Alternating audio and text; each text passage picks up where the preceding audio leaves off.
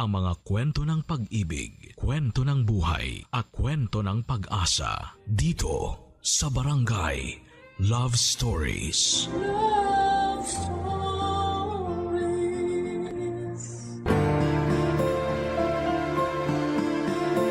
Bago tayo gumawa ng mga bagay na pagsisisihan natin sa huli ay isipin muna natin ang kahihinatnan nito. Dahil kung gaano kalakas ang loob natin na gumawa ng kalokohan ay dapat mas tatagan natin ang ating sarili sa magiging karma nito sa dulo. Ikaw kabarangay, matapat ka bang klase ng tao?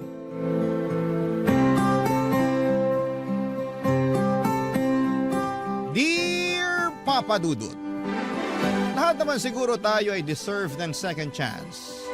Lalo na kung pinagsisihan na natin ang mga kasalanan natin. Yun kasi ang paniniwala ko lalo ngayon na humihiling ako ng ikalawang pagkakataon sa dati kong kinakasama na si Arnie.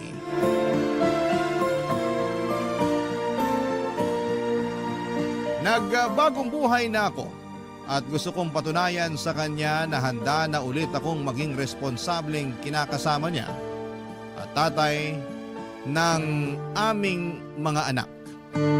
Itago niyo na lamang po ako sa pangalang Sev, 35 years old, call center agent na taga Quezon City. May kinakasama ako noon na ang pangalan naman ay Arnie. May anak kami ni Arnie na 4 na taong gulang na.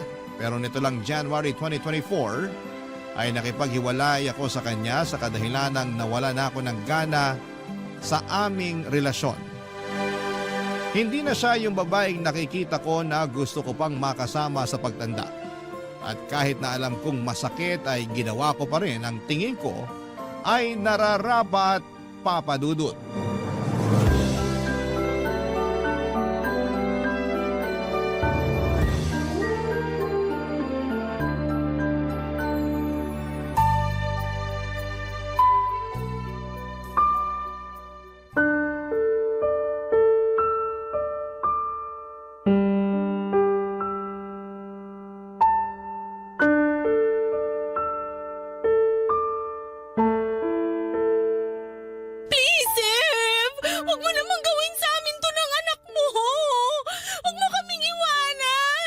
Hirap naman kasi sa'yo, hindi ka makaintindi. Hindi na nga kita mahal. Wala na rin saysay na magsama pa tayo. Bakit? May iba ka na ba? Huwag ka nga makulit. Huwag mo nang i-deny! Ganun naman talaga kadalasan ang rason ng mga lalaki pag gusto na nilang makipaghiwalay. Kunwari kapag nawalan ka ng gana sa relasyon natin pero ang totoo, meron ka ng iba. Ano naman sa'yo kung meron na akong iba? Masama ba yun hindi naman tayo kasal? Anong dahilan yan? Tanga ka ba? May anak na tayo, Sev! Hindi ko naman tatalikuran yung pagiging tatay ko sa anak natin. Magsusustento pa rin ako kahit hiwalay na tayo. Palayain mo na ako. Akala mo ganun lang kadali yun? Mahal kita, Sev! 5 taon tayo na nagsasama. Tapos ipagpapalit mo ako sa babae ngayon mo palang nakilala? Makaka-move on ka rin. Ano ba kasing nagawa ko? Sabihin mo nga! Pangit na ba ako kaya ayaw mo na sa akin? Hindi na ba ako masarap sa kama? Pwede ba? Huwag kang mag-umpisa ha. Gusto ko lang naman malaman para alam ko kung anong babaguhin ko. Wala ka nang dapat baguhin. Desidido naman ako na hiwalayan ka. Pero sige, para lang sagutin ko yung tanong mo. Oo, malaking bagay yung itsura mo kaya naumay na ako sa'yo. Nakikita mo ba yung sarili mo sa salamin? Kasi kung hindi, pues, tignan mo maigi para malaman mo kung gaano ka kamanas. Para kang balyenang naglalakad. Ang itim pa ng batok mo. Nakakahiya ka na isama sa mga pinupuntahan ko. Ha? Akala ko ayos lang sa'yo na mataba ako. Nung una yon, hanggang sa tawagin ka ng tangke ng LPG ng mga katrabaho ko. Imbis ay pagtanggol mo ako sa mga katrabaho mo, hinayaan mong insultuhin na lang nila ako ng ganon? Pinagtanggol naman kita. Kinumbinsi pa nga kita na magpapayat eh. In-enroll pa kita sa gym pero sabi mo, ayaw mo nang ituloy kasi nakakatamad. Paano di ako tatamarin? Abala na ako sa pag-aalaga sa anak natin at pag-aasikaso sa'yo. Mabuti sana kung nag-aalala ka sa kalusugan ko eh. Pero Oo, mas inaalala ko yun kasi nakakahiya.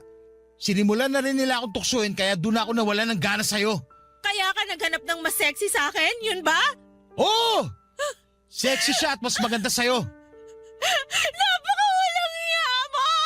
Buo na talaga yung desisyon ko. Gusto ko nang makipaghiwalay sa'yo. Swerte mo nga eh.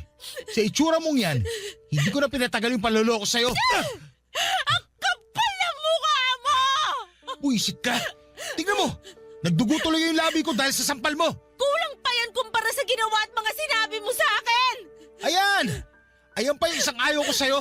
Masyado kang bayolente at taklesa. Sige lang, pagpatuloy mo lang yan. Mas lalo ko na talagang naiisip na tama ang desisyon ko na makipaghiwalay sa'yo. Tandaan mo na kapag umalis ka sa pamamahay na to, wala ka nang babalikan! Hinding-hindi na kita tatanggapin uli sa buhay ko!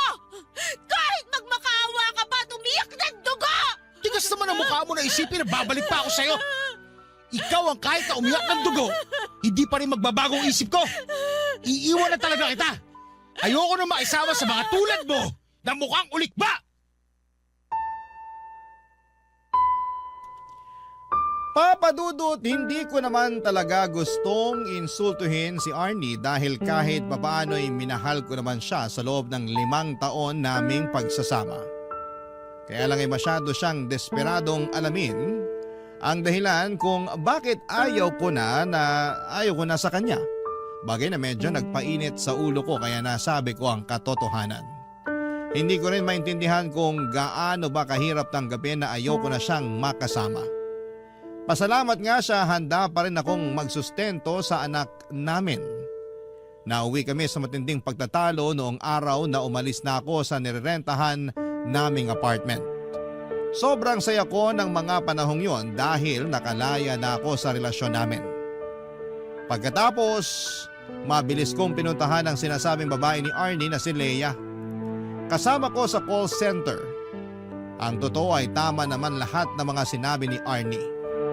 Malaking dahilan ng paghiwalay namin ay noong nagkagusto na ako kay Leia. Nagsimula lang namang kaming magka-developan around December 2023. Pero matagal-tagal na ako nanlalamig sa relasyon namin ni Arnie dahil nga unti-unti nang nawala yung dati niyang ganda. Kesa patagalin ko pa ang panloloko ko ay nagpakatotoo na ako sa nararamdaman ko kaya nauwi na kami sa hiwalayan. Noong nagsimula na kami magsama ni Leia sa isang bubong ay wala na akong narinig na kahit na ano kay Arnie. Oo, nagsusustento pa rin ako para sa anak namin at pinapadala ko na lamang yung pera. Pero pinagbawalan ako ni Leia na makipagkita sa anak ko. Bagay na pinagbigyan ko naman kasi mahal ko na siya. Mabilis na lumipas ang 6 na buwan at nakita ko na lamang ang sarili ko na napapaisip kung ano na ang kalagayan ng mag-ina ko. Huling balita ko ay umalis sila ng anak namin sa apartment na nirerentahan namin at umuwi sa nanay niya na taga Marikina.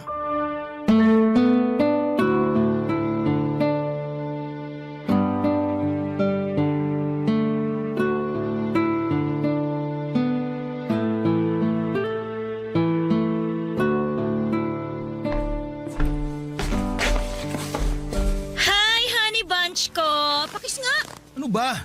Sungit naman. Kiss lang eh. Mamaya na, naiirita ako. O bakit ka naman naiirita? Paano? Ang init-init tapos dikit ka ng dikit. Eh di sana binuksan mo yung aircon kesa nagrereklamo ka dyan na mainit. Sira yung aircon. Hindi gumagana kaya naka-electric fan lang ako. Ay, oo nga pala. Hindi ko pa napapapunta yung technician na gagawa ng aircon natin. Lagi kasi nawawala sa isip ko lalo day shift ako. Wala naman ako rito sa apartment natin. O anong gusto mo sabihin? Na porket night shift ako na yung magpapapunta sa technician na gagawa ng aircon. Bakit hindi? Eh, ikaw yun nandito. Uunahin ko pang bantayan yung gagawa kaysa sa tulog ko? Ay nako, kahit kailan talaga hindi ka maaasahan sa mga bagay dito sa bahay. Matagal mo ng kontak yung nag-aayos ng aircon. Kaya ikaw na umasikaso nun. Oo na. Sige, pag sinipag ako, pero sa ngayon, tiyagain mo na lang muna yung electric fan. Ano pa nga ba?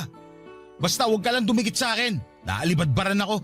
Magbabangayan na lang ba tayo ngayong rest day natin? Kasi kung oo, mabuti pa pumunta na lang ako sa mall para manood ng sine. At At least doon may aircon. Malamig. Bahala ka sa buhay mo. Basta dito lang ako sa bahay. Kanina ko ba napapansin nakasubsog ka dyan sa cellphone mo ah? Ano ba pinagkakaabalahan mo? Patingin nga. Uy! Akin na. Ano ba? Wala lang to. Sa ubo nga inaagaw phone ko. Teka, ano yan ha? Profile ba yan ni Arnie? Bakit ini-stalk mo yung ex mo ha? Ano naman ngayon? Anong-ano ngayon? Bakit mo nga siya ini-stalk ha? Wala lang. Pwede ba? Huwag mo akong gawing tanga. Sa palagay mo maniniwala ako sa sagot mo? Wala naman talaga eh. Masyado ka lang praning. Sino bang hindi mapapraning? Sige nga. Ano malay ko? Mamaya nag-uusap na pala ulit kayo. Ang advance mo naman mag-isip. Tsaka hindi na active sa social media si Arnie. Ini-stalk ko lang siya para makita yung mga ina-upload yung picture ng anak namin. Bakit? Namimiss mo na yung anak nyo? Oo! Ilang buwan ko na rin kasi hindi nakikita yung anak ko. Di ba pinagbawalan mo ako na makita siya? Kaya malamang namimiss ko na siya. Oh, sinunod kita ha? Hindi ko kinikita ang anak ko. Baka naman magalit ka pa na tinitignan ko picture niya. Pasensya ka na ha. Takot lang naman ako na baka may feelings ka pa kay Arnie. Tapos magkabalikan kayo pag pinayagan kita makipagkita sa anak mo. Bakit mo naman naisip eh, ikaw nga yung mahal ko. Hirap sa'yo, lagi kang praning eh. Hindi mo ako masisisi no? Nagawa mo ang iwanan yung mag-ina mo eh. Paano na lang ako, di ba? Baka nakakalimutan mo. Iniwanan ko sila ng dahil sa'yo. Hindi ko nakakalimutan yon. Pero ayoko lang na gawin mo rin sa akin yon. Sa totoo lang, parang malapit na kitang iwan. Nakakayamot ka na eh. Lakas ng tama mo. Mabuti pa, umalis ka na. Di ba sabi mo pupunta ka sa mall? Alis na! Ayoko munang makita yung pagmumukha mo dito. Papa Dudut, hindi totoo na may feelings pa ako kay Arnie katulad ng binibintang sa akin ni Leia. Praning lamang siya bagay na kinakainis ko ng mga panahong yon. Kaya nauwi kami sa pagtatalo. Ayoko sa lahat na pinagbibintangan ako ng bagay na hindi naman totoo. Masama bang ma-curious kung ano na ang buhay ng dati kong kinakasama? Siya pa rin naman ang nanay ng anak ko at dahil nga ilang buwan na kaming hiwalay at hindi ko sila nakikita ay miss na miss ko na ang anak ko. Sa totoo lang ay hindi yun ang una't huling beses na nagtalo kami ni Leia nang dahil sa pangi-stalk ko sa Facebook account ni Arnie. Hindi ko kasi mapigilang tingnan doon yung old photos namin ng anak ko. Bagaman hindi na active si Arnie sa social media ay masaya pa rin ako kasi hindi niya ako in-unfriend.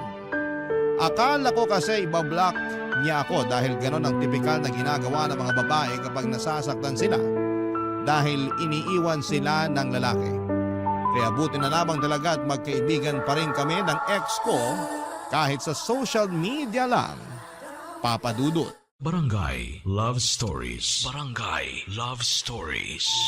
Papa Dudut, kung hindi ang Facebook account ni Arnie ang ini-stalk ko ay madalas akong mahuli ni Leia na tumitingin at nagla-like ng picture ng mga sexy na babae online. Pero para sa akin ay wala lang yon. Paghanga lang yon kasi nagagandahan ako sa hubog ng mga katawan nila. Dumating din yung punto na dumating na rin yung punto na hindi na rin ganon ka-sexy itong si Leia at parang bigla niyang napabayaan ang sarili niya mula noong magsama kami sa loob lang ng 6 na buwan. Kumbagay hindi na siya kaakit-akit sa paningin ko kaya parang nabawasan na rin ang pagmamahal ko sa kanya. Sa kabilang banda ay malaking dahilan din ng panlalamig ko sa kanya ay ang hindi namin pagkakaroon ng anak. 2 beses na kasing nakunan si Leia kaya natakot na siyang magbuntis. Ayaw na niyang sumubo kasi baka raw mag 50-50 na siya sa susunod. At dahil nga sa sitwasyon namin ay na-frustrate ako at lalo kong na-miss ang anak namin ni Arnie. Dumating ang oras na naapektuhan na rin ng husto ang pagsasama namin ni Leia dahil sa dami ng problemang nararanasan namin at sa kadahilan ng hindi kami magkaroon ng anak.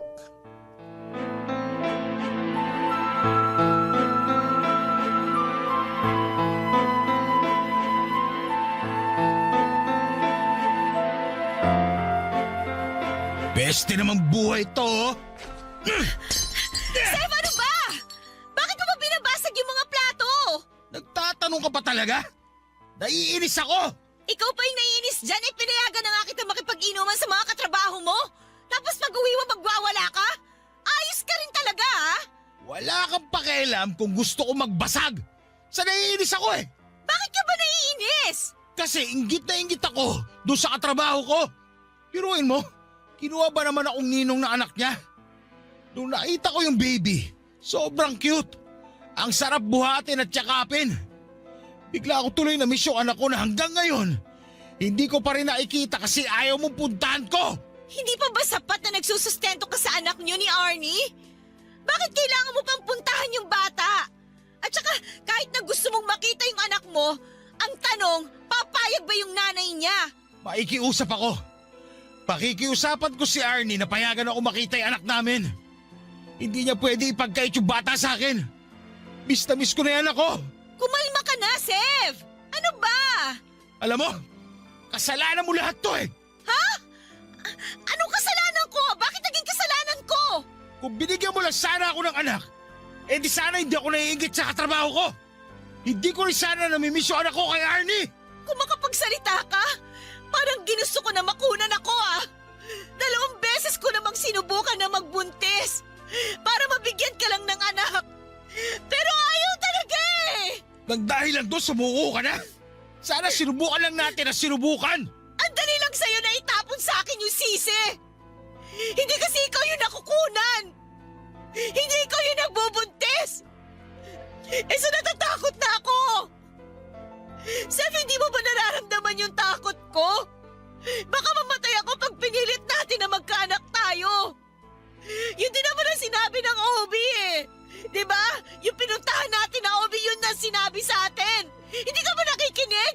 O sadyang lutang ka lang palagi? Basta ang alam ko, ayaw mo na subukan natin kasi duwag ka. Hindi ako duwag! Kahit ano pang sabihin mo, duwag ka pa rin. Yung ibang babae, gagawin lahat mabigyan lang ng anak yung mga kinakasama nila. Pero ikaw, 2 beses lang nakunan, sumuko ka na. Ano bang tingin mo sa akin? Paanakan mo lang? Ayos ah. Parang ikaw pa yung galit na humihingi ako ng anak. Marami namang paraan para magkaanak tayo. Pwedeng tayo mag-ampon. Ampunin mo yung mukha mo! Huwag kasing sarado yung utak mo, Sev. Maraming bata sa ampunan na nangangailangan ng kalinga ng isang magulang. Wala akong pakialam sa mga yon. Maghintay sila nang aampo sa kanila. Ayoko na hindi sila galing sa akin. Alam mo, namumuro ka na talaga eh. Dahil lang ayaw mo na ulit subukan mabuntis. Gusto mo na ngayon mag-ampon? Ang kitid ng utak mo! Ikaw ang makitid ang utak! At sumasagot ka pang hayop ka, ha? Sige! Sige! Subukan mo saktan ako na may kalagyan ka sa barangay! Akala mo kung sino ka? Napakakapal ng mukha mo!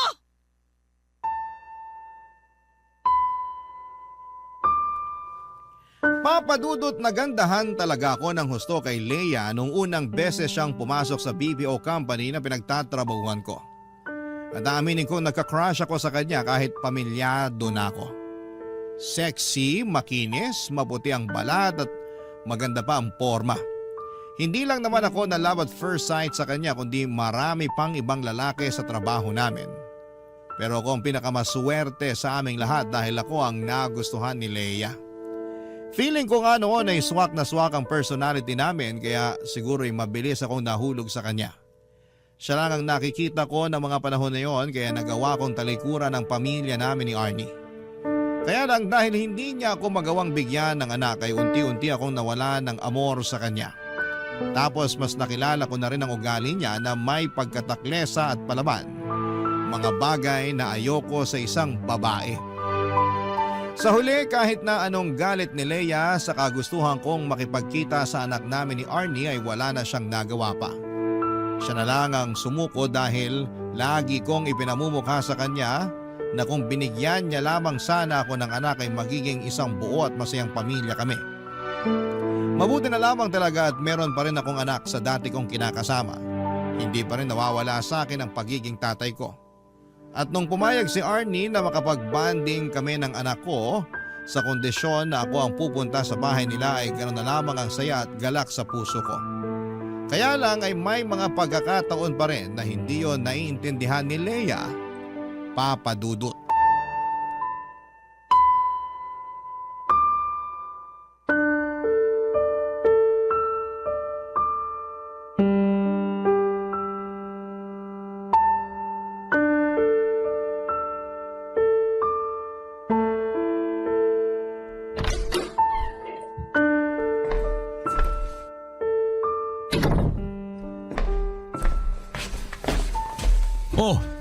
Bakit nandito ka sa bahay, Leia? Akala ko may pasok ka. Paano ako makakapasok? Masama ang pakiramdam ko. Tapos, akala ko uuwi ka kagad pagka-out mo sa trabaho. Pero anong oras na Inabot ka na ng hapon sa labas. Nakauwi na ako. Huwag ka na magalit. Anong hindi ako magagalit? Nakikinig ka ba? May sakit ako. Inaasahan kita na umuwi kagad pagka-out mo para asikasuhin ako. Nakadaan ka ba sa butika? Bakit ako dadaan sa butika? Sev, nag-text ako sa'yo kanina na ibili mo ako ng gamot. Huwag mo sabihin hindi mo ako naibili. Nako, hindi nga. Pasensya na, hindi ko nabasa text mo. Naubos baterya ng phone ko Ayan na naman tayo Ginagawa mo na naman akong tanga sa mga katwiran mo. Nagsasabi ako ng totoo. Wala nga baterya phone ko. Bakit hindi ka nag-charge sa opisina nyo? Saan ka ba kasi nanggaling? Sa school ng anak ko. Ano? Sa school ng anak mo? Ano naman ang ginawa mo doon? May play kasi sila. Nung huling beses na nagkita kami, sinabihan niya ako na pumunta raw ako sa school nila para manood. Kaya pumunta ako kanina. Bakit hindi ka tumanggi? Mas priority mo pa yan? Sigurado naman ako nandun si Arnie para manood. Nandun nga. Pero paano ko tatanggihan yung anak ko Gusto ko rin naman siya mapanood sa play nila. Eto na naman po kami. Bata lang yon. Wala pa yung muwang sa mundo. Pakialam ba niya kung mapanood mo siya o hindi? Ang sabihin mo, gusto mo lang talagang pumunta kasi nandun si Arnie. Wala namang kinalaman si Arnie dito. Huwag mo na idama yung tao. Paano hindi ko siya idadamay? Lagi mo nalang pinapasama yung loob ko. Nakuha mo akong tisin para na manood ng walang kwentang play ng anak mo. Habang nandito ako, masama yung pakiramdam. Nandun ka nakikipagharutan kay Arnie. Manahimik ka! Kung ano-ano pinagsasabi mo. Kasalanan mo kung mas lalo sumama yung pakiramdam mo. Kung ano-ano kasi pumapasok sa kokote mo. Ako pa talagang may kasalanan? Ikaw nga ito ko umasa, parang walang pakialam sa akin Nagkabali ka na ba kayo ni Arnie, ha? Kaya binabaliwala mo ako ngayon? Ayan ka na naman Tinitiwang ka na naman. Kahit sinong babae, titiwangin sa mga pinaggagawa mo. Wala akong ginagawang masama. Pumunta lang ako sa school ng anak ko para suportahan siya sa play niya. Pati ba naman yung minamasama mo? Kung ano-ano pa sinasabi mo na kesyo priority ko na yung anak ko kaysa sa'yo. Malamang, anak ko yun Pangalawa ka lang sa kanya. Ganon. Huli pala ako sa mga priority mo. Wala ka talagang kwenta, Sev. Wala ka na talagang ginawang matino. Ginagampanan ko lang yung pagiging mabuting ama ko sa anak namin ni Arnie. Hindi ba matino yun? Bakit ba hindi mo yun maintindihan? Oo nga pala. Wala ka pala kasing anak. Ano? Anong sabi mo? Sabi ko, wala kang anak kaya hindi mo alam yung pakiramdam na maging isang magulang. Tapos, nakikipagkompetensya ka pa sa atensyon sa anak ko. Mas bata ka pa mag-isip sa kanya Ang kapal ng mukha mo! Bakit? Nasasaktan ka? Wala akong pakialam. Ikaw naman nagdesisyon na ayaw mo na magkaanak tayo. Kaya ito yung resulta ng desisyon mo. Buti na lang talaga may anak kami ni Arnie. At least, kahit paano, nararanasan ko pa rin magpakatatay sa anak ko. Di tulad mo, inutil na yung matres mo. Umalis ka sa harapan ko, bastos ka! Ayoko na makita yung pagmumukha mo! Lalo mong pinasasama yung pakiramdam ko! Alis talaga ako! Bahala ka sa buhay mo! Kita mo wala pa akong tulog! Tapos, sasabayan mo pa ako ng kaartihan mo! Papadudod sa loob ng 6 na buwan ay sinabi sa akin ni Arnie na napatawad na niya ako dahil hindi naman ako naging pabayang tatay sa anak namin. Na-realize din daw niya ang mga pagkukulang niya sa akin kaya nawala na lamang ako ng amor sa kanya noon. Pumayag siya na mag-co-parenting kami alang-alang sa anak namin, bagay na ikinatuwa ko ng husto. Kaya lang ay mas lalo yung kinainit ng ulo ni Leia. Pero pinanindigan ko ang kagustuhan kong magpakatatay sa anak namin ni Arnie kahit na palagi nagagalit sa akin si Leia. Doon na ako nagsimulang maglihim sa kanya kapag umaalis ako at pumupunta sa bahay ng anak ng dati kong kinakasama. Kahit naramdam kong galit pa rin sa akin ang mga magulang ni Arnie, hindi naman nila ako pinagsalitaan ng masama sa harapan ng anak namin. Meron silang pagkokontrol kaya hindi na ako masyadong naiilang na pumunta sa kanila para dalawin ang anak ko. Samantalang si Arnie naman ay may trabaho na sa Ortigas at napansin ko, Papa Dudut, na malaki na ang pinagbago ng itsura at pananamit niya. Barangay Love Stories. Barangay Love Stories. Papa Dudut, dahil po sa madalas naming pagtatalo ni Leia at pakiramdam ko na hindi niya ako naiintindihan sa mga desisyon ko, ay unti-unti nang nagkaroon ng lamat ang aming pagsasama. Madalas nga ay nakikwento ko pa yon kay Arnie at pinapayuhan niya ako na huwag ko na raw gawin kay Leia yung bagay na ginawa ko sa kanila noon ng aming anak. Doon ako tinalaban ng hiya at konsensya, kaya imbes na makinig sa payo niya, naisip ko na sana'y hindi ko na lamang sinira ang pamilyang meron kami noon. Ilang gabi ko ring inisip kung ano ba talaga ang gusto ko mangyari sa buhay ko. Kung ipagpapatuloy ko pa ba ang pakikisama kay Leia o makikipaghiwalay na lamang ako. Sa huli nag-decide ako na gawin ang sa palagay ko ay tama at nararapat. At yun nga ay ang tapusin na ang relasyon namin ni Leia. Bagay na hindi niya na-appreciate at dahilan kung bakit sobra siyang naggalit sa akin noon, Papa Dudut.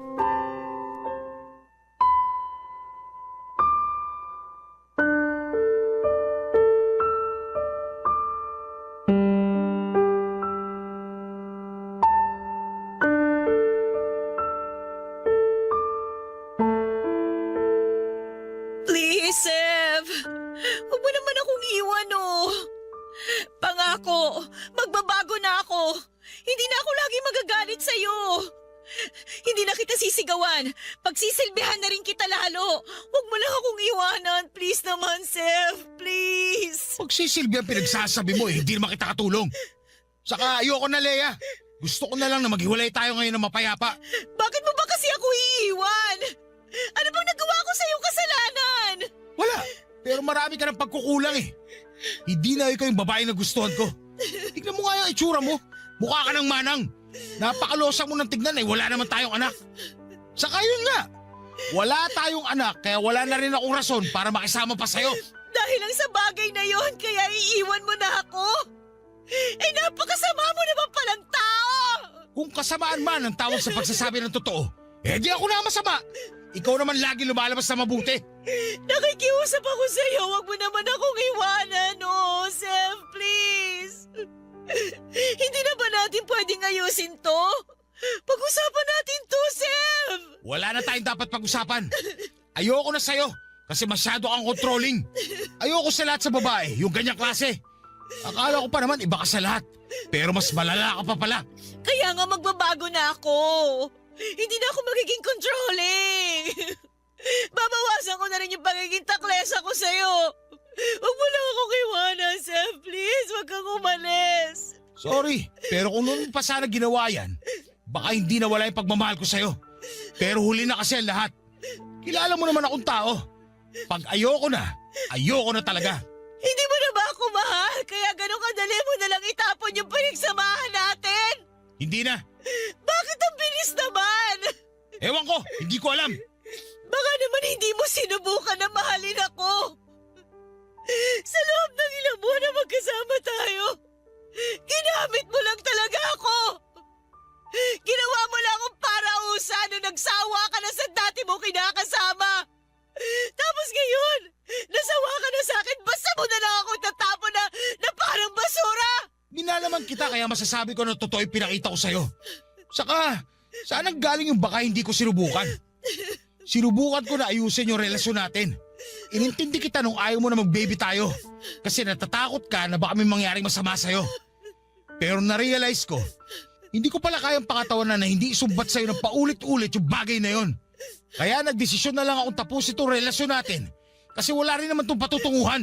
Ginawa mo lang sa akin kung ano yung ginawa mo kay Arnie eh. Baka naman sinasabi mo lang yan. Kasi ang totoo, may iba ka na. Nagkabali ka na ba kayo ng dati mo kinakasama? Hindi walang ganon. Siguraduhin mo na nagsasabi ka ng totoo. Kasi walang sikreto na hindi nabubunyag. Huwag mo na akong gawing tanga, Sev. Hindi nga kami nagkabalikan kaya wag mo nang ipilit. Hindi talaga kayo magkakabalikan. Kasi aayawan ka na niya, Sev. At kahit na maisip mo pang magbagong buhay para maibalik yung dati niyong samahan, hindi ka na niya tatanggapin muli sa buhay niya! At bakit mo naman nasabi yan? Kasi manloloko ka! Galit ang mga babae sa mga manloloko! Kaya huwag ka nang umasa na may babalikan ka pa kay Arnie kung sakaling maisipan mong ayusin yung dati niyong relasyon! Wala kang karapatan na pangunaan ng mga bagay. Hindi mo naman nakikita mangyayari sa hinaharap. Oo! Pero hindi ako inutil! Siguro nga karma ko na to. Kasi kasama mo ako sa pananakit noon sa dati mo kinakasama. Sige, tatanggapin ko. Pero sana, tanggapin mo rin yung karma mo pag inihain na sa'yo yun ang kapalaran! Papadudot, masaya ako na nakawala na ako sa relasyon namin ni Lea nang walang responsibilidad. Naisip ko na baka hindi talaga kami para sa isa't isa kaya hindi kami nabiyayaan na magkaroon ng anak. Pagkalis ko sa apartment namin ni Lea ay tumuloy ako sa bahay ng pinsang ko na nasa Cubao. Tapos ay tinext ko si Arnie at sinabi ko sa kanya na tinapos ko na ang relasyon namin ni Lea. Nakatulugan ko na lamang ang paghihintay sa reply niya pero wala naman siyang naging sagot. Kinabukasan, nag-decide ako na bisitahin sila ng anak namin sa Marikina. Bago ako pumunta doon ay dumaan muna ako sa isang flower shop para bilhan ng mga paborito niyang bulaklak si Arnie. Dumaan din ako sa bilihan ng donut para naman sa anak namin. Pusturang-pustura ako at nakaporma pa ang buhok ko ng mga panahong yon. Excited ako na makita ni Arnie pero pagdating ko sa bahay nila ay wala raw doon ang dati kong kinakasama. Nakipagbanding muna ako sa anak namin at pagkalipas ng 2 oras ay nakita ko si Arnie na hinatid ng isang lalaki na hindi pamilyar sa akin ang pagmumukha. Agad ko itong kinompronta at nagpakilala ako kung sino ako sa buhay ni Arnie. Nalaman ko na katrabaho niya pala yon at manliligaw pa, papadudot.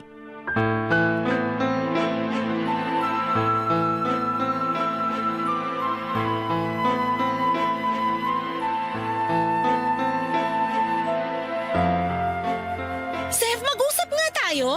Talaga mag-uusap tayo. O bakit parang nagagalit ka? Sino nagbigay sa'yo ng permiso magpaligaw?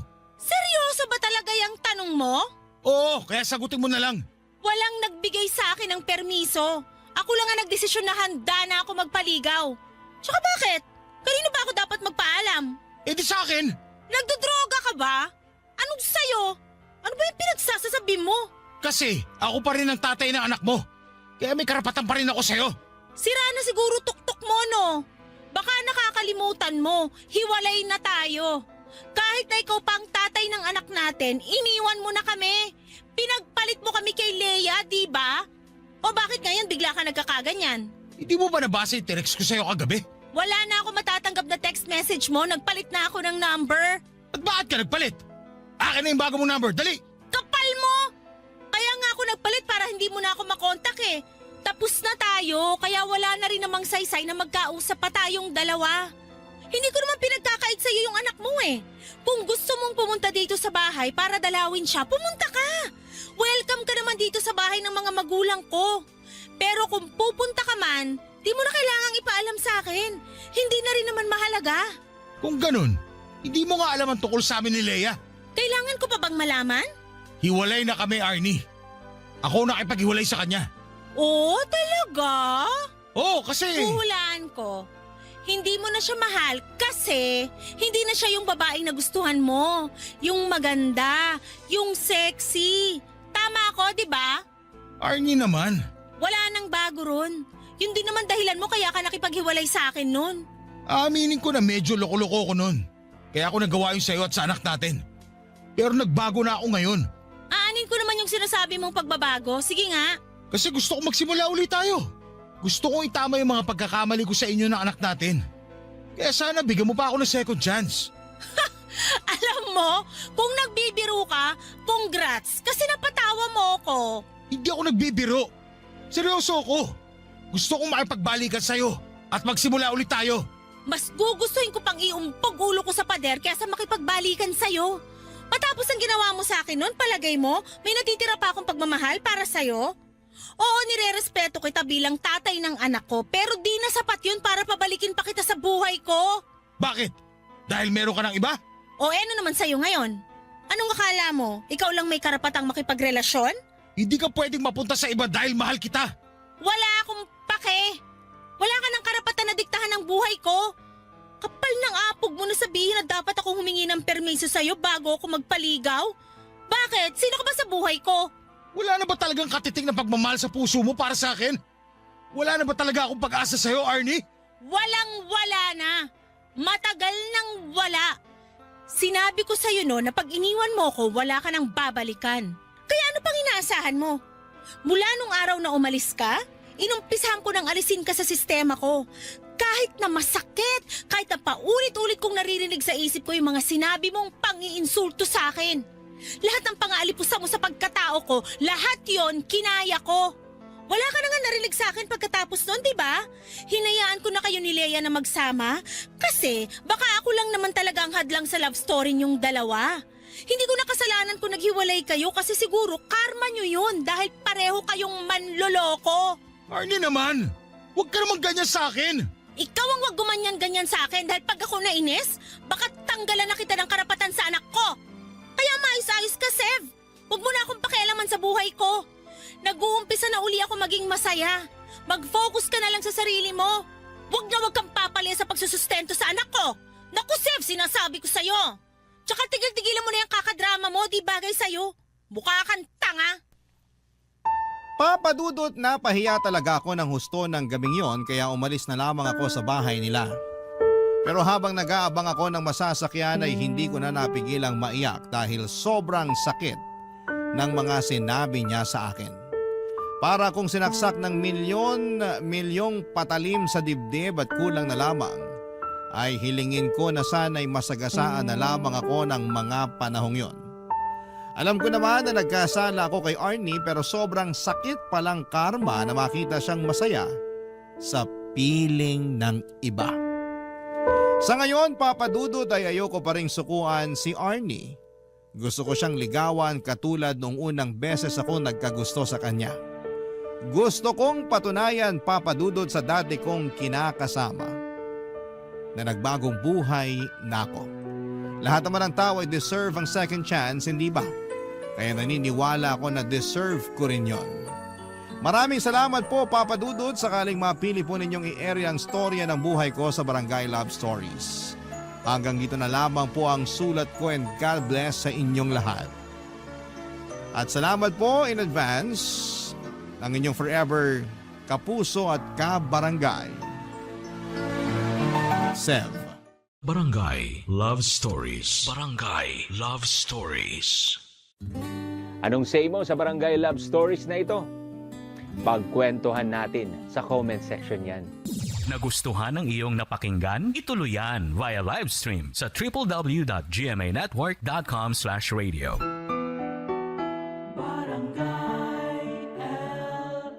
In Mega Manila, 97.1. Forever.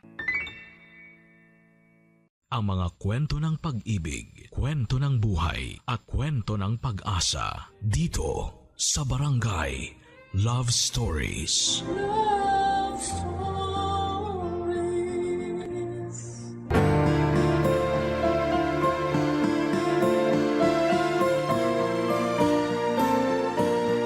May mga taong makikilala mo na gagamitin ka lang para sa sariling kapakanan.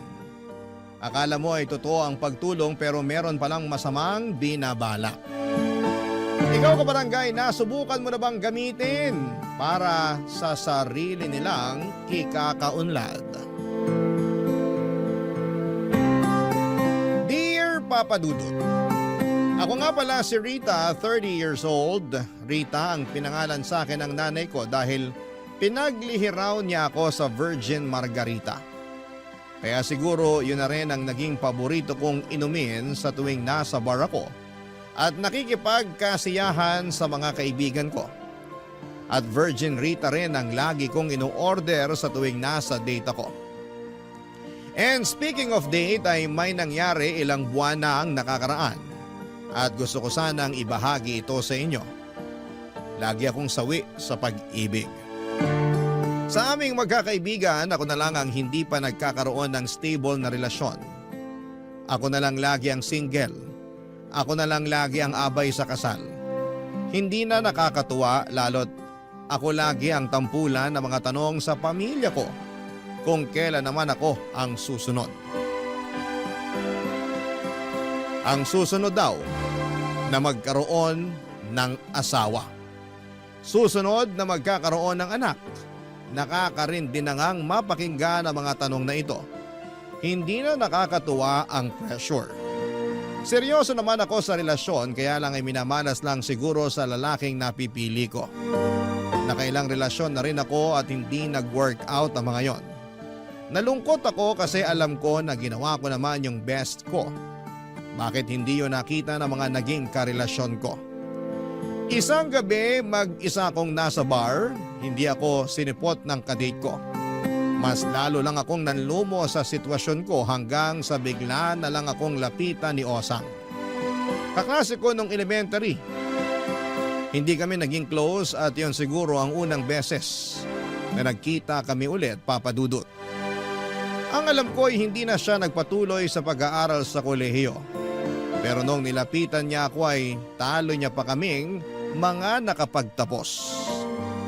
Ang syala ng itsura niya, mas pinaganda pa siya lalo ng damit at alahas niya. Pwede na siyang ihilera sa mga mayayaman at mga tagapagmana.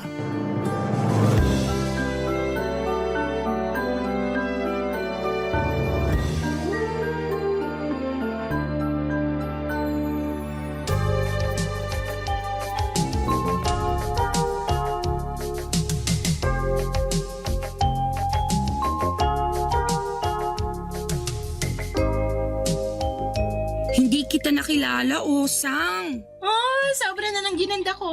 Sorry ko ang hirap humabol Joke. Ay, hindi joke yon. Totoo nga. Ang hirap humabol sa ganda mo. Sinuwerte lang siguro sa buhay. Sana all swerte. Maganda ka rin naman. Ikaw nga tong laging pinapadala ng love letters ng mga lalaki sa kabilang section natin nung elementary tayo. Kung maganda ako, edi sana may boyfriend o asawa na ako ngayon. Hindi naman yan ang basihan ng kagandahan, no? Sinasabi mo lang yan kasi walang kahirap-hirap na nakadikit sa iyong kagandahan. Alam mo, hindi ka naman kulubot. Pero ang lakas mo makaampalaya ha. Mabuti pa samahan muna kitang uminom. Kwentuhan tayo. Anong drinks mo? Libre ko. Wow! Libre mo nga. Pwede bang isama mo na yung dinner ko? Hindi pa kasi ako kumakain eh. Kahit mag-take out ka pa para sa breakfast mo, walang problema. Sobra naman kung pati almusal dadamay mo pa. Pero kung mapilit ka, bakit hindi? Bakit ka nga pala nandito? Tsaka bakit mag-isa ka lang? Hindi ako sinipot ng kadate ko. Hindi na rin nagre-reply sa chat ko. Baka na-traffic lang. Na-traffic? Nakailang palit na ng mga tao dito sa bar pero wala pa rin siya. Nalusaw na ang makeup ko. Pangatlong patong na to pero wala pa rin siya. Hayaan mo na, hindi mo deserve ang ganong lalaki. Di naman nakakatulong yung sinasabi mo ngayon. Alam ko, sawi pa rin ako. Ganito na siguro talaga. Magiging single na lang ako forever. Huwag mawala ng pag-asa, may darating pa. Ikaw, kumusta ka? May asawa ka na ba? Asawa? Wala no. Hoy, salamat. Nabawasan ang inggit ko sa'yo. Pero marami naghahabol sa akin. At bumalik na naman ang inggit ko. Hindi ka naman dapat mainggit sa akin, no? Pwede ka rin namang habulin ng mga lalaki katulad ko. Na all talaga hinahabol. Ano bang feminine wash mo para magaya ko, ha? Tingnan mo na, sense of humor mo palang benta na. Idagdag mo pa yung bewang mo na malahita lang sa lapad. Take note po, kasasamgyupsal ko lang kaninang tanghali, ha? O diba, kailangan mo lang maging confident. Hindi, kailangan ko ng reto. Ireto mo na ako, please. Yung mga napagpilian mong humahabol sa'yo, ibalato mo na sa akin. Ayoko nang maging single. Kukuhanan kita ng bago. Wag na yung mga tira ko. Akong bahala sa'yo. Baka pwedeng mag-request.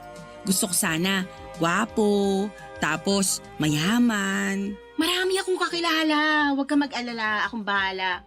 Hindi ka mababakante, girl. Ganyan na ganyan ako. Bilib na talaga ako sa feminine wash na gamit mo. Pasend ng link ha, para ma-order na yan. Ibulong ko sa'yo mamaya. Pero ngayon, kain muna tayo? Order ka lang kahit ano. Libre ko lahat, pati take out mo. Marami akong nalaman kay Osang. Madalas daw ay nasa ibang bansa siya at doon nakikipag-date. Tinanong ko kung meron siyang karelasyon pero sinabi niyang hanggang fling lamang siya dahil masyadong maraming pinagpipilian na manliligaw niya. Vocal naman ako sa pagsasabi na naiinggit ako sa kanya dahil gusto ko talagang maging ligawin din. Alam ko na mas maganda naman ako sa kanya pero mas madiskarte siya at mukhang mas ma-appeal dahil pinagkakaguluhan nga siya ng mga kalalakihan. Isang bagay na hindi ko man lang na-experience. Madalas kasi yung mga lalaki iniiwasan ako lalo na kapag gusto ko nang pag-usapan ng future. Ready na kasi akong mag-asawa. Yung aasawahin na lang ang wala. Kaya mabuti na lang at nakita ko ulit si Osang. Hindi man kami naging close noong nag-aaral pa lamang kami pero after ng pagkikitang yon ay naging malapit na kami sa isa't isa. Inasahan kong meron talaga siyang irereto at nagkatotoo naman. Tinawagan niya ako at sinabing meron daw siyang irereto sa akin. Timothy daw ang pangalan. Mayaman at single. Tagilid lang ako sa edad dahil 50 anyos na siya. Pero nakumbinsi ako ni Osang na maganda ang ganong edad dahil seryoso na raw at hindi palikero. Doon ako naniwala. Binigyan pa ako ni Osang ng damit at sapatos. Sinama niya ako sa kondo niya at nalula ako sa mga gamit niya. Ultimo rice cooker niya alam kong hindi ko afford. Sinama niya ako sa kwarto niya para makahiram na ako ng damit at sapatos. Pagkatapos noon ay inayusan din niya ako at nang mapaharap ako sa salamin ay nabigla ako sa itsura ko. Ang ganda ko pala kapag naaayusan. Nang matapos kami sa pag-aayos ay nagmadali na rin kaming pumunta sa bar kung saan namin kikitain si Timothy.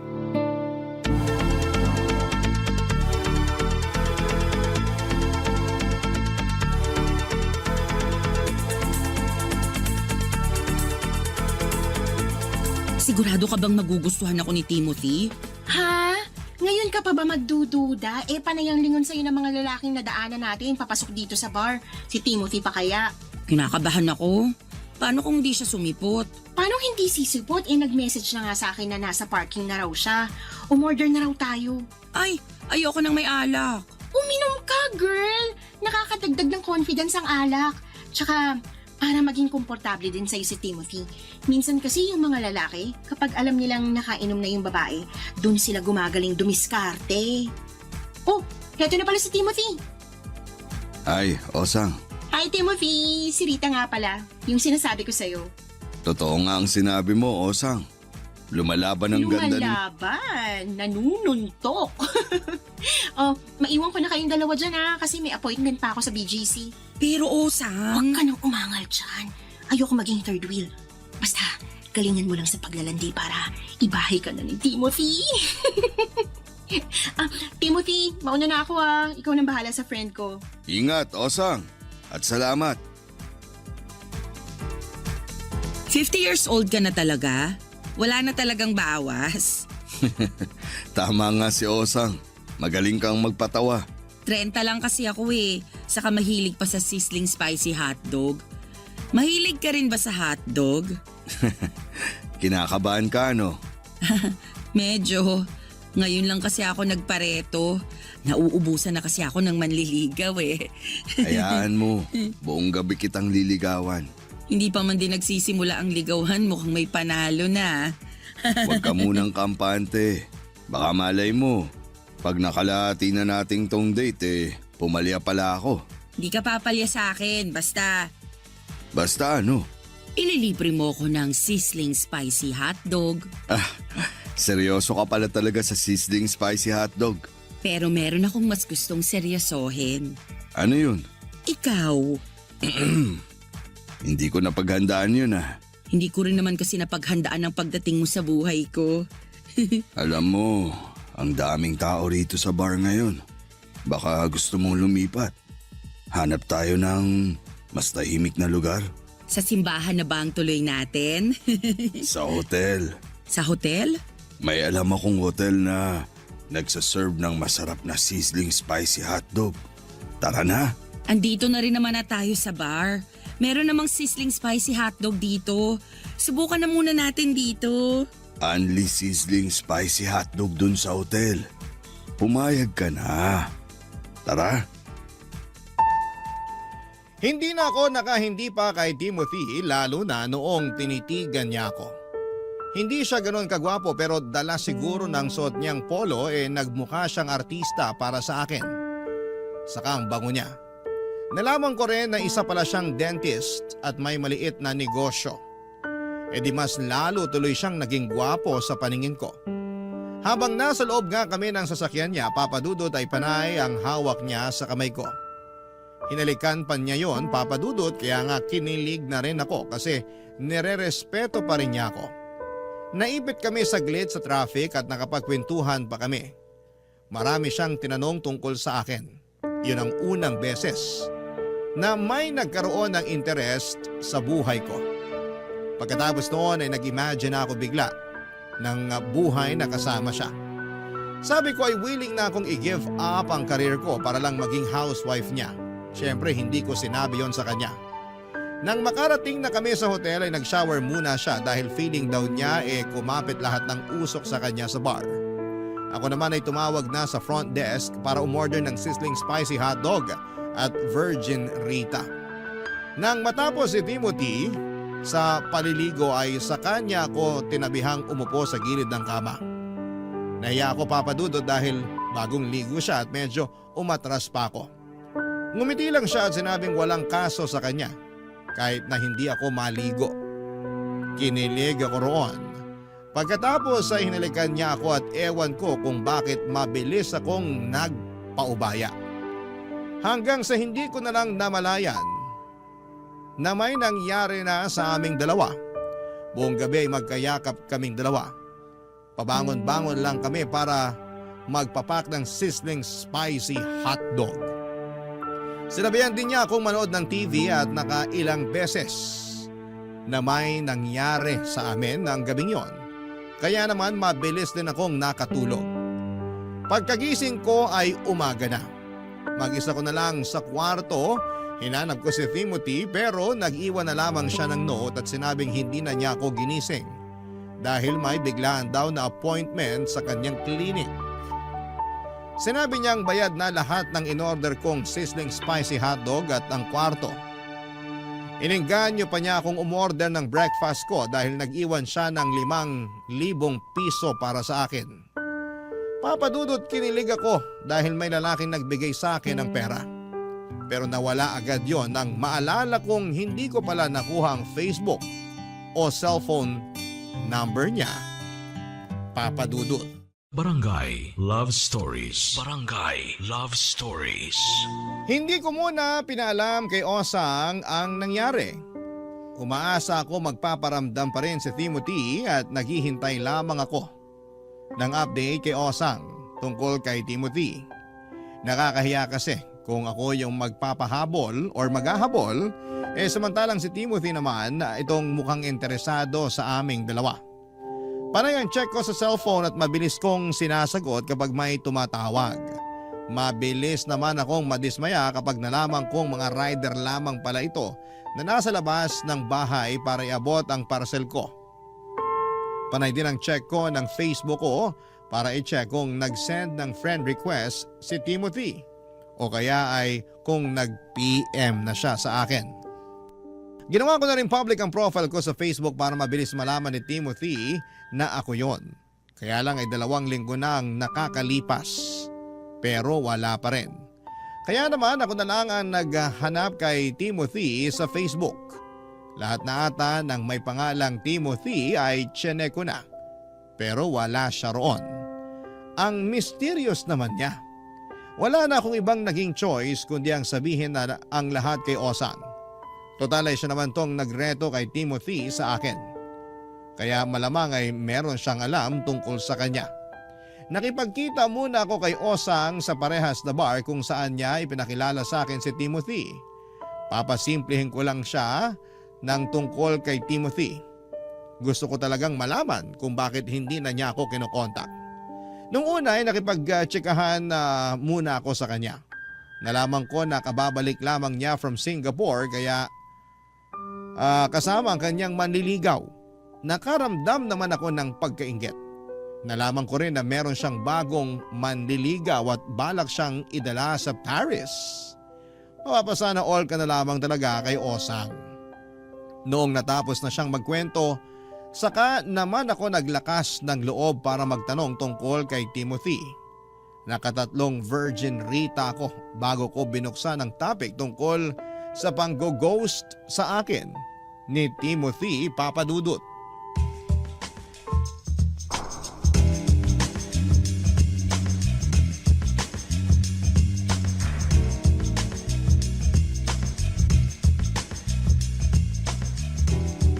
Hayaan mo, kapag natuloy ang pagpunta namin sa Paris ng manliligaw ko, may pasalubong ka sa akin na bag. Yung katulad nung gamit ni Heart Evangelista. Ay, ang saya naman. So, kumusta pala si Timothy? Timothy? Yung nireto mo sa akin nung nakaraan? Ah, si Timothy. Wala akong balita sa kanya eh. Di ba kayo yung magkasama? Bakit sa akin ka nakiki-update? Kasi after naming mag-hotel. Nag-hotel na kayo? Ang bilis din naman pala ng galawan mo. Kung alam ko lang na i-ghost niya ako, sana hindi na ako nagpakaladkad sa kanya sa hotel. Hayaan mo na, mukhang nag-enjoy ka naman eh. Nag-enjoy ka ba? Nag-enjoy kaming dalawa. Hindi niya ako ginudge sa dami ng sizzling spicy hotdog na in-order ko. Tinuloy mo talagang sizzling spicy hotdog? Eh doon lumalakas ang loob ko kapag naaanghangan yung dila ko eh. Parang yun ang alak ko. Anyway, naglambingan kaming dalawa.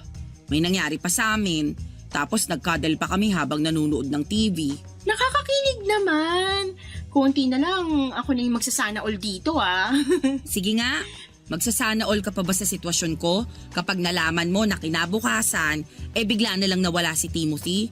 Hindi man lang siya nagpaalam sa akin. Hindi ka ginising? Hindi.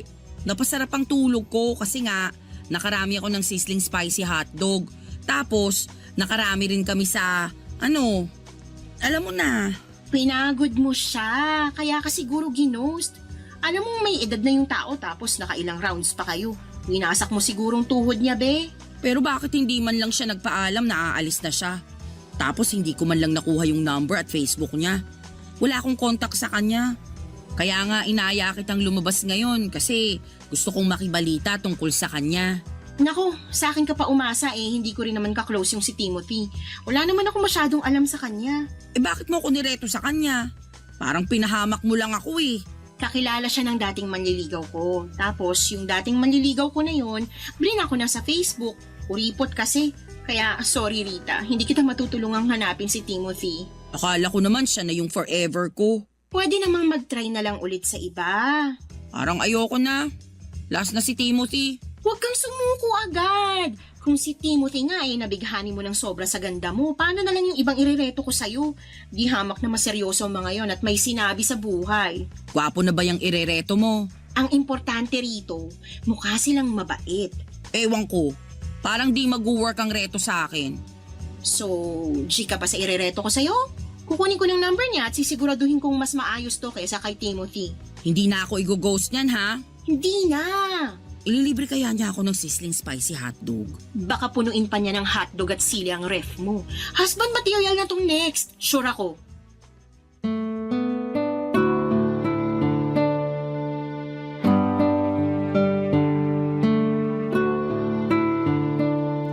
Pinanghawakan ko ang salita ni Osang. May tiwala naman ako sa kanya lalo na noong sinabi niyang husband material na ang next na irereto niya sa akin. At para makabawi, nilibre niya ako ng kahit na anong pagkain. Nag-take out na rin ako para naman may makain ako kinabukasan. Nawala na rin kahit papaano ang sama ng loob ko kay Timothy dahil alam kong mapapalitan naman yon ni Osang na mas matino at hindi na manggo-ghost. Yun naman kasi ang pinangako niya. Inaya ko kinabukasan ni Osang para magpasalon. Pinakulayan niya ang buhok ko at pinaayos ang kilay ko. Pagkatapos ay pina-foods pa niya ako at pina-facial treatment na rin. Nilibre niya ako para ma-relax ako at mawala na ng tuluyan si Timothy sa isipan ko. Effective naman yon lalo na nung nakita ko kung gaano ako kaganda.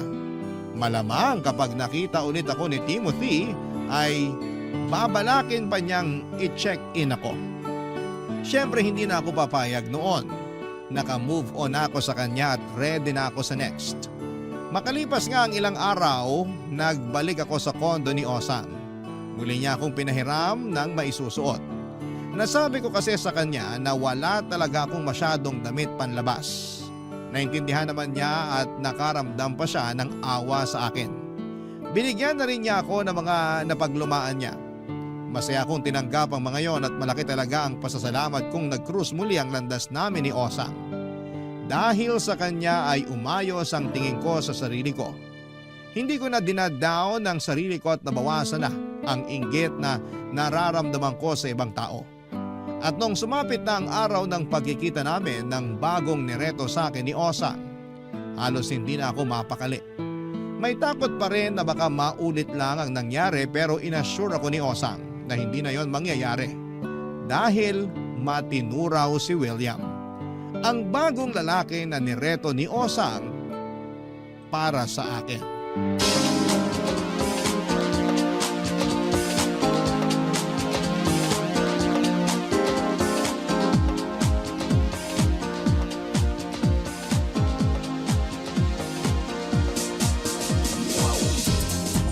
Uy, halata ka ba sa'yo Relax ka lang kasi. Ang hirap mag-relax, lalo kapag na-trauma ka sa dating kadate mo. Iba na nga to. Move on ka na kay Timothy, okay? Hindi na natin siya pagbubuksan ng pinto kapag pumatok siya. Hindi na talaga. Ang pangit niya ha. Mas may itsura ng konti itong si William. Ay, sa wakas. At mas mayaman din at mas matalino kaysa kay Timothy. Bongga. Kaya lang, Okay, bumalik na naman ang kaba ko. hindi naman to masyadong malaking issue. Kaya lang mas matanda siya kay Timothy Bali, 55 years old na siya. Sige, G lang. Andito na tayo eh. Nakatikim na rin naman ako ng 50 anyos. Ano ba naman yung titikim ulit ng mas matanda ron? Yan ang gusto ko sa'yo lumalaban. Oh, nandiyan na pala si William. Hello, Osang. Hi, William. Si Rita nga pala. Hi, William. Totoo palang sinabi mo, Osang. Na maganda ako? Sinabi niya ng dating nireto niya sa akin. Pero anong nangyari? Wala namang nagawa ang ganda ko sa pang-ghost niya. Pagpasensyahan mo na tong kaibigan ko, William. Matindi lang ang bubog dun sa nang ghost sa kanya. Pero okay na siya. Ready to mingle na. Di ba, Rita? Normal lang naman siguro matroma. Okay lang yan, Rita. Naiintindihan kita. May nang ghost din sa akin dati pero pinatawad ko na lang. Ang ikli ng buhay para magtanim pa ng galit. Tama! Kaya ikaw, Rita, wag mo nang diligan pa ang galit mo, ha? Para hindi na lumago. Maiksi ang buhay. Mas papaiksiin mo pa ang buhay mo kapag sasayangin mo lang tong si William. Sorry, William ha. Hayaan mo, itutubig ko lang to para ma-flush down na tong kabiteran ko. Total, mukhang nagkakamabutihan na kayo. Pwede na ba akong umalis? Maaga pa kasing flight ko bukas. Okay na kayo rito? Okay na okay. Ingatan mong kaibigan ko, William, ha? Mamahalin ang ganda niyan. Rita, tsikahin mo na lang ako pagbalik ko ng Pinas, ha? Bye and enjoy! Balita ko, mahilig ka raw sa sizzling spicy hotdog, sabi ni Osan. Pass na muna ako sa sizzling spicy hotdog. May hindi ako magandang experience dyan. Iba na lang ang papapakin ko. Kahit anong gusto mo, ibibigay ko sa'yo. Magsabi ka lang. Parang gusto ko naman ngayon ng sizzling spicy sisig. Mahilig ka sa sizzling, ha? Nagsisizzle din kasi ang alindog ko. Charot! Naniniwala naman ako. Nasa malayo pa lang ako kanina para ka nang nag-aapoy sa pagiging hot. Kayo talagang mga 50 anyos pataas na mga lalaki. Bihasa na kayo sa pangbobola. Hindi ako nang bobola. Ina-appreciate ko lang ang ganda mo. Masama ba yun?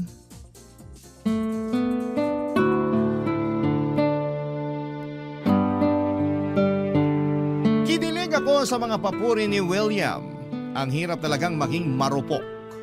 Palibasa ay hindi ako palaging nakakatanggap ng papuri kaya kapag meron ay pinapatos ko na at hindi pinapalagpas pa.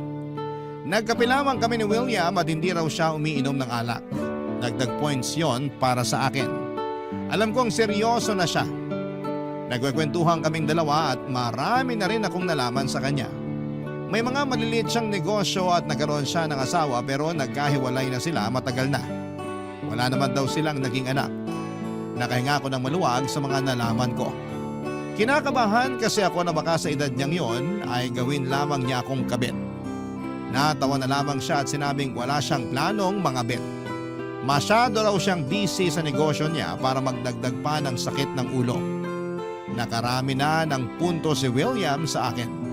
Lalo na nung inaya niya akong maglakad-lakad para magpababa ng kinain. Kung saan kami napadpad, nanakit na nga ang mga paa ko lalo't naka-heels pa nga ako noon. Sinabi ko sa kanya na uuwi muna ako para magpalit ng suot at tinatid naman niya ako pauwi sa bahay. Hinintay niya akong makapagpalit at noong lalabas na kaming muli ay sinabi niya sa akin na gusto raw niya akong makasama ng ilang araw. Masyado daw siyang excited na makilala ako. Kinilig ako roon. Sinabi niya na mag-check-in na lamang kami kahit 4 na araw lang. Nagmamadali na ako mag-impake at pagkatapos noon ay nagtungo na kami sa hotel na sinasabi niya. Aaminin kong may nangyari agad sa amin ni William. Sa unang beses na nagsama kami sa kwarto, hindi na rin ako nakapagpigil. Lalo't habang tumatagal ay gumagwapo siya sa paningin ko. Mas nakailang rounds kami ni William, mas marami kesa kay Timothy. Mas malakas pa nga ang tuhod ni William. Agad-agad ay nakalimutan ko, Papa Dudut, ang pait ng pang-ghost ni Timothy. Dahil sa tulong na pagmamahal na pinaramdam sa akin ni William, Papa Dudut. Barangay Love Stories. Barangay Love Stories. Papa Dudut, ilang gabi na nga kaming magkasama ni William sa hotel. Nag-sick leave ako sa trabaho para lang makasama siya. Mabuti na lang at may kalayuan ang trabaho ko sa hotel kaya hindi ako mahuhuli, isa man sa mga katrabaho ko. Saka halos hindi na nga kami lumalabas ng hotel ni William. Mas gusto namin na magkasama lamang kami sa kama habang nanonood. Saka lang kami lumalabas ng kwarto kapag may bibilhin kami sa mga convenience store. Happy na ako noon, kesa naman i-ghost ako, Papa Dudut. Maaga nga akong gumigising lagi para masiguradong hindi pa ako gino-ghost ni William. Hindi naman niya ginawa yon. Nakahinga tuloy ako ng maluwag at hindi pala talaga siya katulad ni Timothy. Mabuti na lamang talaga at ang sarap ulit magtiwala. Sa ika-4 at huling araw namin ay in-enjoy na namin ang mga huling oras namin sa hotel. Hinayaan ako ni William na mabusog sa sizzling spicy sisig at virgin Rita. Lahat ng gusto kong pagkain ay in-order ni William. Gusto talaga niya na maging komportable na rin siya sa akin. Yung tipong kahit wala akong ayos, ay panatag akong humaharap sa kanya. Lagi pa rin niyang sinasabi na ang ganda ko. Kaya mas nakakatulong yon para tumaas ang confidence ko. Kaya naman lumakas na rin ang loob ko na tanungin kung ano pa yung mga next na plano namin after noon. Nag-aayos na kami ng mga gamit namin, hinihintay na lang namin ang check-out time namin. Kinuha ko ang pagkakataon na yon para mapalalim pa ang relasyon naming dalawa, Papa Dudut.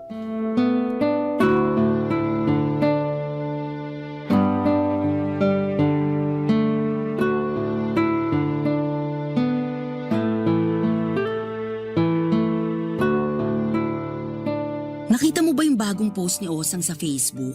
Wala akong Facebook eh. Ano ba yan? Sige, kahit mag-texta na lang tayo. Okay lang naman. Masipag naman akong mag-text. Ano bang meron sa post ni Osang? Nasa Paris siya ngayon, di ba? Ang dami niyang ganap. Ang ganda pala talaga ron. Oo. Maganda ron. Nakapunta ka na? Isang beses lang. Uy, isama mo naman ako next time. Ipasyal mo naman ako roon. Pero syempre, mahal nga naman doon. Masyado lang akong ambisyosa. Kahit sa La Union na lang tayo mamasyal, okay na ako ron. Hindi pa kailangan ng passport. Maganda rin sa La Union. Mag-beach tayo, saka masarap magkape ron, lalo kapag sunset. Ano, G tayo? Nako, hindi kasi ako mahilig sa beach eh. Sa bundok kaya? Gusto mo mag-Baguio? Masarap magyakapan doon kasi malamig. Magkape tayo ron habang nagyayakapan. Umay na ako sa Baguio eh. Lagi kami ron pag may mga seminar. Sama mo naman ako kapag may seminar ka ulit doon, ha? Para ako naman yung maka-experience ng umay sa Baguio. Tapos na ba yung pag-eempake mo? Konti na lang, yung nasa banyo na lang. Kunin mo na para matapos na. Patuyuin ko lang saglit. Panty lang naman yung nilaban ko, saka mahaba pa naman ang oras bagong check-out time natin. Kwentuhan muna tayo. Bala ko sanang umalis before ang checkout natin eh. Sayang naman. Hintayin na lang natin hanggang check-out, ha? Sayang naman kung hindi natin masusulit tong binayad mo rito sa hotel. Umay na rin kasi ako sa hotel. Paano naman ako? Bihira ako makaranas mag-hotel. Pagbigyan mo na ako, please. O sige na nga. Yay! Alam mo, may magandang hotel akong nakita. Shala yun, pero alam kong afford mo. Baka pwedeng next time dun tayo. Send ko sa'yo yung link. Next time? Oo, kapag nagkita ulit tayo. Sige. Tignan natin. O kaya, magstay na lang tayo sa bahay mo. Para mas makilala pa kita. Saka mas tipid, di ba? Tapusin mo na yung ine-empake mo. Mabilis lang ang oras. Alam mo, nakakahalata na ako sa'yo. Ano naman nakahalata mo? Parang wala ka namang ganang magplano ng mga next nating gagawin eh. Para saan pa? Anong para saan pa? Alam mo, tapusin mo na talaga yung pag-iimpake mo. Kailangan ko na talagang umalis. Eto ang tip mo. Dinagdagan ko pa ng 1K yan, ha? Tip? Para sa 4 na araw natin na magkasama. Bakit mo ko bibigyan ng tip sa date natin? Hindi klaro sa itong setup natin. Anong setup? Kaya naman pala ang lakas ng loob mo magplano na next natin gagawin. Ay, binayaran ko ang manager mo si Osang para mailabas ka ng ilang araw. Hindi ko manager si Osang. Kaibigan ko siya. Sabi mo eh. O ano na? Kukunin mo ba tong tip o hindi?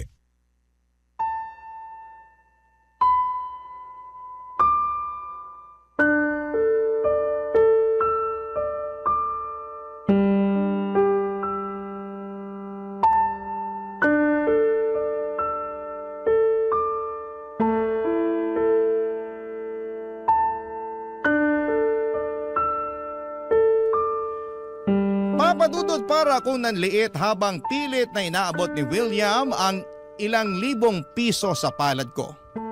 Hindi ko yun tinanggap pero iniwan na lamang niya sa ibabaw ng kama para kunin ko kapag natauhan na raw ako. Pagkatapos noon ay nagmadali na siyang lumabas ng kwarto para umalis na. Naiwan naman akong mag-isa sa hotel tulad ng nangyari sa amin ni Timothy. Doon ko naisip na ganon din kaya ang ginawa ni Timothy. Naging babaeng bayaran ba ako sa kanya nang hindi ko nalalaman. Kaya ba nagmamadali na siyang umalis kinabukasan at hindi na nagpaalam sa akin? Benenta ba talaga ako ni Osang? Naiyak na lamang ako habang pinagmamasdan ng ilang libong pisong nasa ibabaw ng kama. Totoong nakakatuksong kunin yon, Papadudot, para ipangtapal sa dignidad ko. Pero Papadudot, meron akong ibang mas nararamdaman noong araw na yon. Galit. Galit para kay Osang. Binugaw niya ako nang hindi ko nalalaman. Hindi ko sinabi kay Osang ang tungkol sa mga nalaman ko, Papadudot. Hinintay ko muna siyang makabalik ng Pinas bago ko siya kumprontahin. Panay ang check ko ng update sa Facebook niya para malaman kung pabalik na nga ba siya. Ilang araw din ang tiniis kong hintayin bago umuwi si Osang. Minessage ko siya kaagad at nakipagkita ako sa kanya. Hindi naman ata nakahalata si Osang. Pumayag siyang makipagkita sa akin sa bar kung saan niya ako laging inihaharap sa mga nirereto niya sa akin.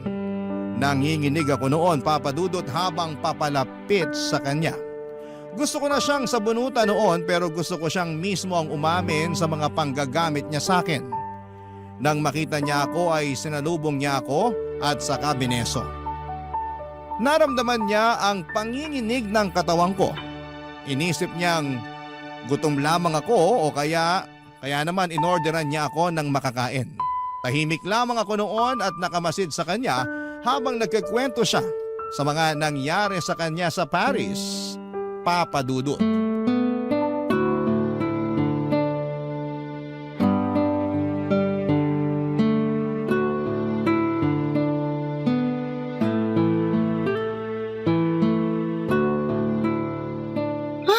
Gusto ko na nga mag-TNT sa Paris. Ang ganda kasi talaga at feeling ko rin papalaga mga outfit ko. Pasensya na pala kung hindi kita nabilan ng baga. Nagmamadali na kasi kaming umuwi nung manliligaw ko. May mga hahabulin pa raw siyang meeting sa work. Sana all may manliligaw. Hindi ba nag-workout yun sa inyo ni William? Hindi eh. Hindi. Sayang. Pero hayaan mo, marami pang isda sa karagatan. Makakabingwit din tayo ng pang sushi mo. Ready ka na ba sa next na irereto ko? Irereto o ibubugaw? Haha? Anong sinasabi mo dyan? Inamin sa akin ni William na binugaw mo ko sa kanya. Ginawa mo akong babaeng bayaran. Isa kang bugaw. Well, yeah. At proud ka pa? Sa itong pinagkakakitaan ko eh. Pati ba kay Timothy binugaw mo ko sa kanya? Nakakainis kasi yung si Timothy. Sabi ko naman sa kanya, wag aalis agad nang hindi nagpapaalam sa'yo para hindi sumama ang loob mo. Wala nang mas magpapasama pa ng loob ko sa ginawa mo ngayon sa akin. Pero nag-enjoy ka naman, diba? Tsaka nag-promise sila na magbibigay sila sa'yo ng tip. Pati nga sa pagkain, tiba-tiba ka eh. Lahat ng maaanghang sa menu, in-order mo, girl. Binenta mo ko, Osang. Mali yun. Kung gusto mo, kunin mo ang kalahati ng binayad sa akin ni na Timothy at William para fair. Anong fair dun? Binenta mo ko, Osang. Binenta mo ko nang hindi ko alam. Nakikinig ka ba? Kasi alam kong hindi ka papayag. Talaga?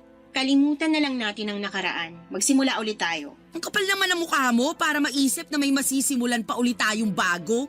Hindi mo kasi alam kung gaano kalaki ang kitaan sa ganitong kalakaran eh. Kung papayag ka maging manager ako. Wow! Makinig ka muna. Alam kong hindi maganda tong simula natin, kaya pwede pa natin tong ayusin. Wala nang aayusin, Osang. Sinira mo na lahat. Lagi ka nagsasana all sa buhay ko, di ba? Ayaw mo bang sila naman ang magsana all sa buhay mo? Di ba dati nakwento mo na sawa ka na sa trabaho mo? Wala akong sinasabing ganyan.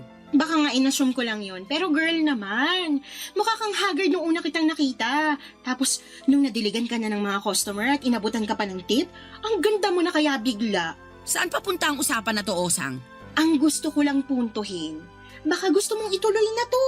May kadate ka na, may pera ka pa. Hindi ganito ang klase ng date na gusto ko. Sa simula aayawan mo talaga, pero kapag naranasan mo na kung paano gastosan ng mga lalaki, ang sarap kaya sa pakiramdam. Baka ikaw lang. Oh, come on, Rita. Huwag mong sabihin sa akin na hindi ka nag-enjoy habang naglulustay sa'yo ng pera sina Timothy at William. Hindi makatarungan tong ginawa mo sa akin. Hindi mo sinagot ang tanong ko. Huwag na tayo magplastikan. Ako lang to, Rita. Pwede ka magpakatotoo. Ang saya, di ba? Asawa ang hanap ko, Osang. At pwede mo yung mahanap sa trabahong to. Basta masipag ka lang mag-book at malay mo, isang araw, may mapaibig ka. Kung alam mo lang kung ilang prosti nang naging housewife ngayon dahil sa trabaho na to. Mayamang housewife, ha? Ikaw din. Pag-isipan mo.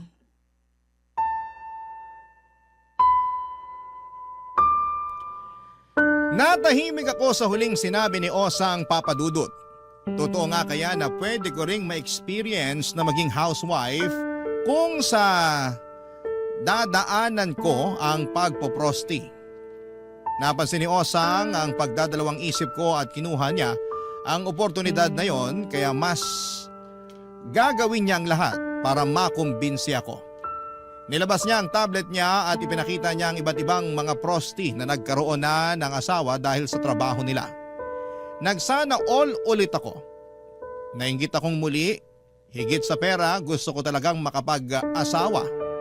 Nahirapan akong maghanap ng mapapangasawa nung una pero pwede palang maging posible yon basta tsatsagain ko ang pagpoprosti. Lalo nga't malaki ang bayad dito. Di hamak na mas malaki kesa sa sinasahod ko. Hawak ko pa ang oras ko. Magagamit ko rin ang pera na yon para magpaganda. Mas lalo ako magkakaroon ng chance para makilala ang forever ko. Hindi ako umiimik kay Osang noon. Tinatansya ko pa rin ang magiging desisyon ko. Maya-maya ay dumating ang bagong kadate ni Osang. Sinundo na siya para mag-staycation daw sa Tagaytay. Nagsana all na naman ako. Bago umalis si Osang ay binulungan niya ako at sinabing hihintay niya ang sagot ko dahil meron na raw siyang bagong irereto sa akin at malaki ang bayad. Porsyento na lang daw ang ibibigay ko sa kanya. Doon ako mas lalong naguluhan. Lalo na noong inabutan niya ako ng ilang libong piso at saka nagmamadali na siyang umalis para sa bagong kadate niya. Naiwan ako mag-isa sa bar at pinag-iisipan ang susunod kong hakbang. Ano ba sa tingin ninyo ang dapat kong gawin? Sana ay magawa ninyo akong tulungan sa problemang kinakaharap ko sa ngayon. Maraming salamat po sa lahat ng bumubuo ng inyong #1 radio station. Hanggang sa muli, ang inyong kapuso at kabarangay forever, Rita. Barangay Love Stories. Barangay Love Stories. Nalilito pa rin sa life ang ating kabarangay. Ano kaya ang maipapayo mo sa kanya? Ibahagi mo yan sa ating comment section para mabasa rin niya. Nagustuhan ng iyong napakinggan? Ituloy yan via live stream sa www.gmanetwork.com/radio.